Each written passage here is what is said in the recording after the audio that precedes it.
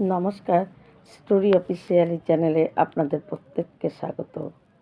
আসলে ভগবান মানে যাদের মন নাকি সাদা-সিধা উম এবং কোনো কপট ছল যদি মনে না থাকে কারো, তাহলে সেরকম মানুষকে ভগবান খুব সহজেই ধরা দেয়। ভগবান কপট ছল যাদের মনে এগুলো ভাব বেশি, ভগবান তাদের থেকে অনেক দূরে। কারণ ভগবান কপট ছল একদম সহ্য করতে পারেন না। এটা আমাদের প্রত্যেকটা ধর্মগ্রন্থ পড়লেই সেটা কিন্তু বোঝা যায়। ভগবান কপট ছলের থেকে অনেক দূরে।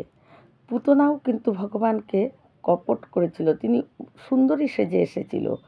কিন্তু পরে যখন ভগবান আ দেখে তার আসল রূপ বেরিয়ে যায়। তাহলে এই সমস্ত এই কপট ছল ভগবান একদম পছন্দ করে না। তাই এক আশ্রমে অনেক শিষ্য ছিল, তার মধ্যে একজন শিষ্য ছিল খুব সাদাসিধা, কোনো কপট ছল কিচ্ছু করতো না, অল্প বয়স। কিন্তু তার গুরুদেবের মুখ থেকে তিনি গল্প শুনেছে শ্যামসুন্দরের। এবং শ্যামসুন্দর ওই গল্পের মধ্যে গুরুদেব বলে যে শ্যামসুন্দর গরু চড়াতো। এই গল্প যখন তিনি শুনে তখন আর সেই ভদু নামে যে শিষ্য ছিল সেও গরু চড়াতো। সে মনে মনে ভাবতো যে শ্যামসুন্দরের সঙ্গে যদি দেখা হয়ে যায় একদিন গরু চড়াতে চড়াতে তাহলে খুব ভালো হয়, ওর সঙ্গে বন্ধুত্ব করে নেব, এই ভাব ছিল। কিন্তু তারপরে সে গরু নিয়ে যায়, সাথে খাওয়ার নিয়ে যায়। একদিন শ্যামসুন্দরের গরু নিয়ে যায়, ও গরু নিয়ে যায়, তাদের মধ্যে দেখা হয় এবং দুজন দুজনের নাম জিজ্ঞাসা করে। ভদু যখন শ্যামসুন্দরকে জিজ্ঞাসা করে তোমার নাম কি, তখন বলে আমার নাম শ্যামসুন্দর। আর ভগবান তাকে জিজ্ঞাসা করে তোমার নাম কি, বলে আমার নাম ভদু। কিন্তু ভগবান এটা দেখেছে যে ভদুর মধ্যে কোনো কপট ছল কিছু নেই। ভদুকে যা বলা যায় সেটাই বিশ্বাস করে এবং ভদু কোনো কপট ছল করতে জানে না এবং খুব সাদা সিধা একজন মনের মানুষ। তাই ভগবান ভদুকে খুব ভালোবাসে এবং ভদুর সঙ্গে ভগবানের খুব বন্ধু হয়ে যায়। প্রতিদিন গরু নিয়ে যায় এবং ভদু খাওয়ার নিয়ে যায়। আর ভদু কী করে, যখন খেতে বসে তার আগে ভদু ভগবানের হাত পা সব ধুইয়ে দেয়, হাত পরিষ্কার করে দেয়, দিয়ে তারপরে ভগবানকে নিজে যে খাওয়ার নিয়ে যায় সেই খাবার দেয়। তারপরে ভদুও খায়, ভগবানও খায়। আবার দুজনে মিলে খেলে, ঘুরে এবং পরে সন্ধ্যার সময় তারা দুজনেই গরু নিয়ে যে যার ও আশ্রমে চলে আসে আর ভগবান চলে যায়। এইভাবেই ছিল। একদিন পরের দিন আবার গরু নিয়ে যায়, তা যখন নাকি ভগবানের পাটা ধুইয়ে দিয়ে এবং ভদু ভগবানকে মানে শ্যামসুন্দরকে খেতে দেয়, ভদুও খাচ্ছে। শ্যামসুন্দর তখন বলে আরে ভদু, একটু বেশি করে খাবার আনতে পারিস না, এত কম খাবার আনিস কেন, একটু বেশি করে আনিস না। ভদু বলছে ঠিক আছে, কালকে আমি একটু বেশি করেই আনবো। কিন্তু বধূর গুরুদেব লক্ষ্য করত যে বধূ প্রতিদিন বেশ নিজের খাওয়ার না প্রায় দুজনের খাওয়ারের মতন বধূ নিয়ে যায়, কিন্তু গুরুদেব তাতে কোনো দিন কোনো কিছু বলেনি। ভাবতো বধূ তো সাদাসিধে, হয়তো কেউ ওর থেকে খায় নাকি না ও কী করে, থাক, গুরুদেব আর তাকে কিছু বলেনি। কিন্তু বধূ সেদিন গরু নিয়ে সন্ধ্যাবেলায় বাড়ি যায়। পরের দিন গুরুদেব দেখে বধূ অনেক খাওয়ার তিনি বধূ নিয়ে যাচ্ছে। গুরুদেব তখন বধূকে বলে আরে বধূ, এত খাবার নিয়ে যাচ্ছিস, কী হবে রে এত খাবার? তখন বধূ বলে যে শ্যামসুন্দর বলছে একটু বেশি করে খাবার নিয়ে যেতে, তাই আমি আজকে একটু বেশি করে নিয়ে যাচ্ছি। তখন গুরুদেব বলছে যে বধূ, তোর শ্যামসুন্দর বন্ধুকে একদিন এখানে আনিস না, একদিন নিয়ে আসিস। বধূ তখন ভাবছে যে শ্যামসুন্দর তো বধূর বন্ধু, বধূ বলবে কি শ্যামসুন্দর চলে আসবে? বলছে হ্যাঁ হ্যাঁ।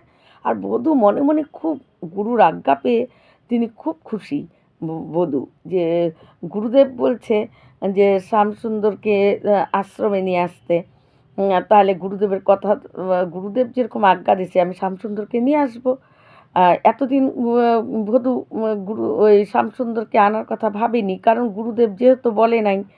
তাই সে অনেক খাবার নিয়ে মহা আনন্দে যাচ্ছে যে শ্যামসুন্দরকে আজকে বলবো যে আমাদের বাড়িতে আমাদের এই আশ্রমে একদিন আসার জন্য, যে গুরুদেব বলেছে।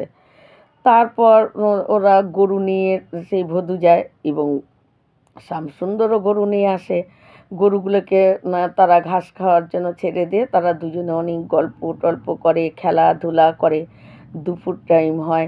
শ্যামসুন্দর বলে, ভদু বলে, শ্যামসুন্দর আজকে আমি অনেক খাবার নিয়ে আসছি। শ্যামসুন্দর খুব খুশি এবং ভদু কী করে জল নিয়ে আসে, শ্যামসুন্দরের হাত পা ধুলো হয়ে যায়, সেই ধুলোগুলো পরিষ্কার করে দেয়, হাত পরিষ্কার করে দেয়, নিজের হাতও পরিষ্কার করে পরে দুজনে শ্যামসুন্দরকে অনেক খাবার দিয়েছে এবং নিজেও অনেক খাবার নিয়েছে। বেশ মজা করে কেবল খাবে, তখন ভদু শ্যামসুন্দরকে বলছে, শ্যামসুন্দর আমার গুরুদেব না তোকে একদিন নিয়ে যেতে বলছে আশ্রমে। তখন শ্যামসুন্দর বলছে কি, দেখ ভদু, তোর আর আমার বন্ধু ঠিক আছে, কিন্তু এর মধ্যে তুই আর গুরু টুরুকে ঢুকাস না। এই গুরু টুরু কে ঢুকালে না তোর আর আমার বন্ধুত্বটাই নষ্ট হয়ে যাবে। তুই আর আমি বন্ধু ঠিক আছি, এর মধ্যে আর গুরুদেব এদেরকে ঢুকাস না রে। ভদু তখন বলে, কেন? আমার গুরুদেব বলছে তোকে নিয়ে যেতে, তুই কেন বলতেছিস এর মধ্যে গুরু টুরু ঢুকাস না? বলছে, না রে, কেন বলছি, ওরা অনেক কিছু জানে, ওরা অনেক কিছু মন্ত্র, অনেক বই পুঁথি পড়ে পড়ে ওদের অনেক জ্ঞান, অনেক কিছু আছে, আর তুই আর আমি সাধারণ বন্ধু, তার মধ্যে কেন গুরুদেবকে ঢুকাবি বলতো? ভদু তো ভদুই, ভদু তো মানে না, না তোর যেতেই হবে, গুরুদেব বলছে তোর যেতেই হবে, তোকে আমি নিয়ে যাবই। তখন শ্যামসুন্দর বলে, আমি যাব না। ভদু বলে, যেতেই হবে। শ্যামসুন্দর বলে, আমি যাবই না। তারপরে ভদু বলে, তুই যাবি না? শ্যামসুন্দর বলে, না, আমি যাব না। এই করতে করতে যাবি না, যাব না, এই করেই যাচ্ছে। ভদুর তখন কি হয়, তার রাগ হয়ে যায়। ভদু তখন বলছে, যাবি না তো? শামসুদ্দৌলা বলছে, না আমি যাব না, আমি তোর গুরুদেবের কাছে যাব না। তখন ভদু বলছে, দেখ চল তুই। শামসুন্দর বলছে, না আমি যাব না। তখন বধূ বলছে, যাবি না যেরকম, তোকে আমি কিছু খেতে দেবো না, বলে সমস্ত কার সে আবার গুটিয়ে নিয়েছে।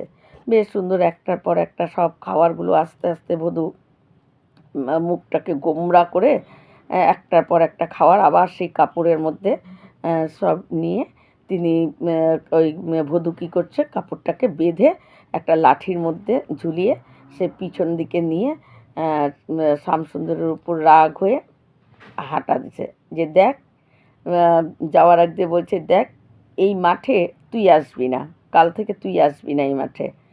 তো শ্যামসুন্দর যখন কোনো উত্তর দেয় নেই, তখন বধূ বলছে, তুই তো ঠেটা, তুই তো জানি এই মাঠেই তুই আসবি, তাই কাল থেকে তুই আমার মুখ দেখতে পারবি না, আমি এই মাঠে কোনো দিন আসবো না, আজকে থেকে এই যে আমি চলে যাচ্ছি, আর আমি কোনো দিন এই মাঠে আসবো না, তুই আর আমার মুখ দেখতে পাবি না।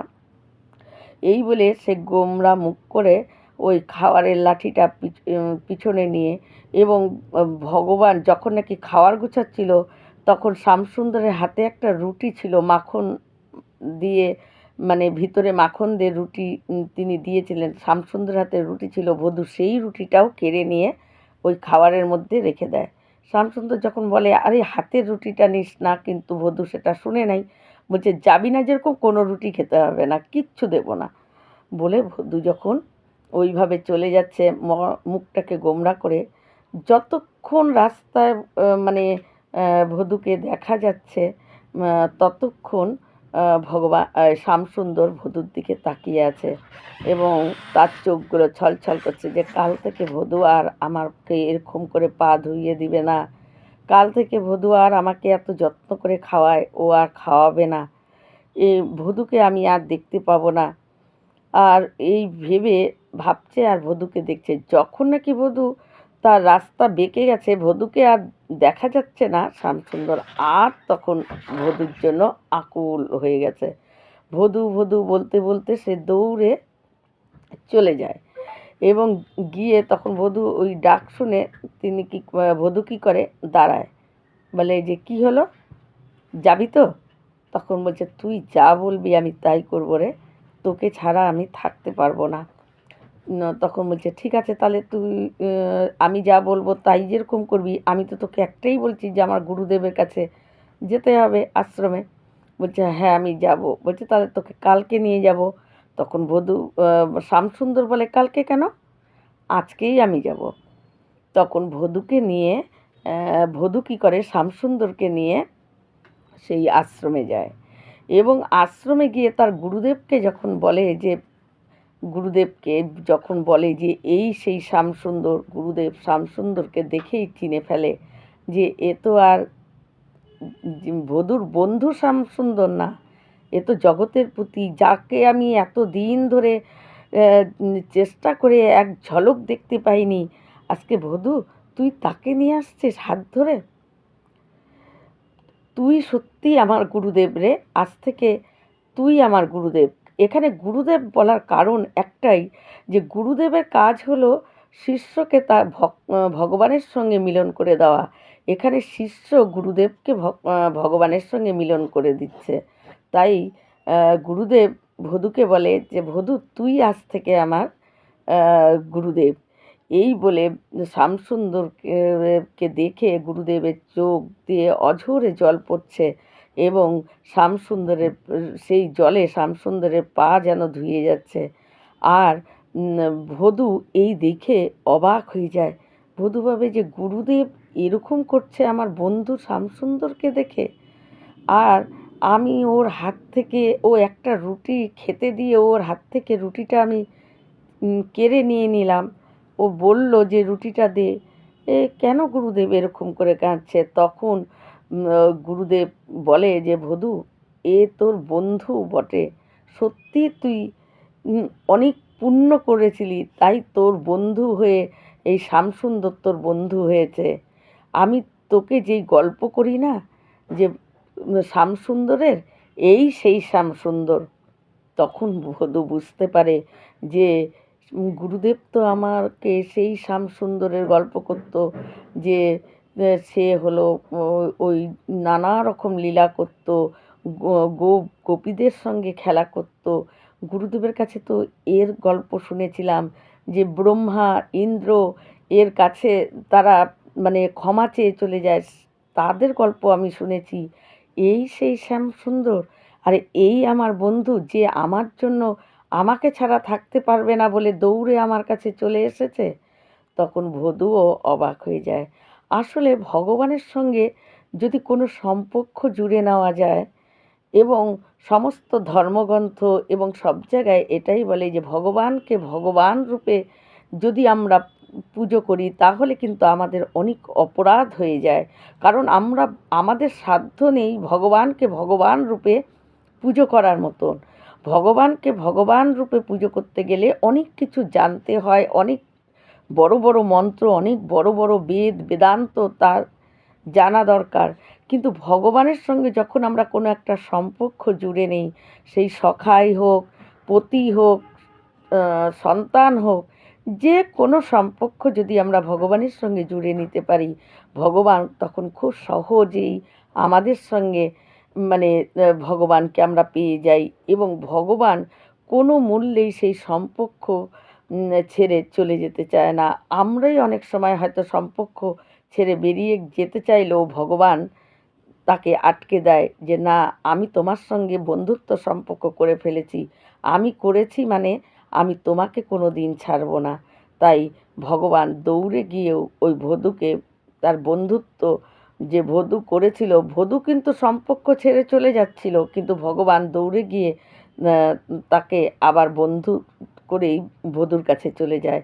তাই ভগবান তো তিনি আমাদের মতো না তো, যে যে কোনো কারণেই সম্পর্ক ছেড়ে অমনি আমরা যেরকম বেরিয়ে যাই, ভগবান সেটা না। ভগবানের সঙ্গে যদি কেউ একবার সম্পর্ক জুড়ে নেয়, ভগবান তাকে কোনো মূল্যেই তাকে ছাড়ে না, এবং তার কোনো, ভগবানকে সে তখন অনেক সহজভাবে, অনেক সহজ সমস্ত কথা ভগবানের সঙ্গে সে বলতে পারে, আর ভগবান তাকে সহজভাবে ধরা দেয়। তাই ভগবানের সঙ্গে আমাদের প্রত্যেকেরই যে কোনো একটা সম্পর্ক তৈরি করে নেওয়া উচিত, এবং করে নিতে পারলে ভগবানকে সহজেই পাওয়া যায়। এই রকম ভিডিও পাওয়ার জন্য আমার চ্যানেলটিকে সাবস্ক্রাইব করবেন। নমস্কার।